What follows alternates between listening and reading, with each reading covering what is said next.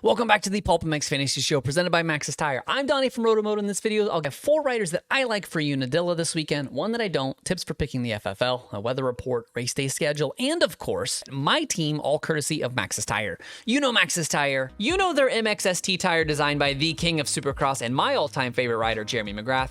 It is the newest and most advanced tire on the Maxxis MX lineup, featuring an all-new tread pattern, compound, and composition to provide the stability, predictability, and traction that the upper tiers of motocross demand. Available at your local retailer and also at motosport.com. The series gets a big shot in the arm this week with 3 additions to the 450 class, with Ken Roczen making his only appearance on a 450 outdoors this weekend to freshen up after his Supercross season ended early due to injury. Cooper Webb also returns this weekend in similar fashion for the Star Racing squad, and Colt Nichols makes his debut alongside Kenny on the HEP Suzuki squad, replacing Shane McElrath, who is now on a Mad Parts Kawasaki, the same team that Colt lined up for at the end of 2023.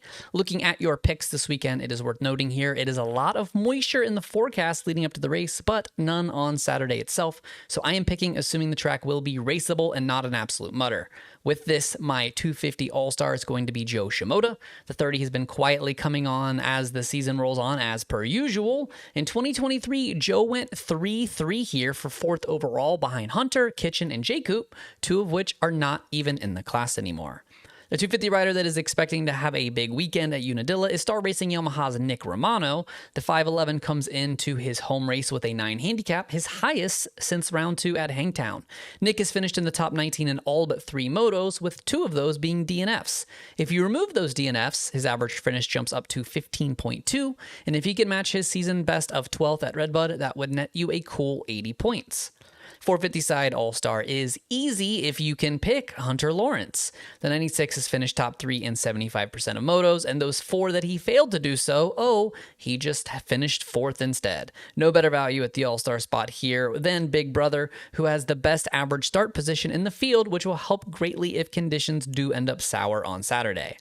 My do not pick of the weekend is the returning Cooper Webb. I made this pick before looking at his 2023 results and was shocked to see how good he was outdoors last year for a guy that never seemed to show up in the summer. But that average finish of 3.9 is a bit misleading when we remember that he only raced the first 4 rounds last season, and those rounds were missing Sexton, Anderson, Hunter, Cooper, Malcolm, Craig, Nicoletti, and Roczen. He should beat about half of those guys, but all of a sudden, that 3.9 feels a lot more like a 7 or an 8, and no value for me at a -1. Your high handicap hero of the week is the 108 of Jorgen Talviku in the 250 class.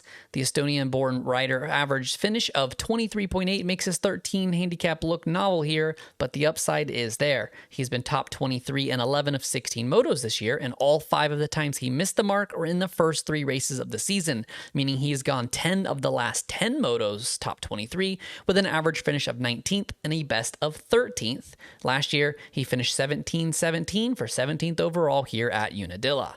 Moving on to your FFLs, nothing has really changed. Vial catches up a bit to the big dogs, but it is still a coin flip. Unadilla is one of the shortest starts of the year from gate to the first finish line, so make sure you grab someone that gets good jumps.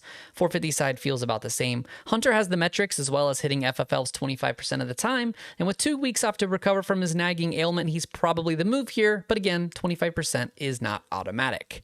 A nice cool mid-70s day with ample cloud cover means no physical worries for any of your riders this weekend. Race Day Live kicks off at 11 a.m. Eastern, 8 a.m. for you West Coast folk. Cheat sheets will be available on Twitter and Instagram by noon, with the picks locking an hour later at 1 p.m. Eastern and the gates dropping shortly after.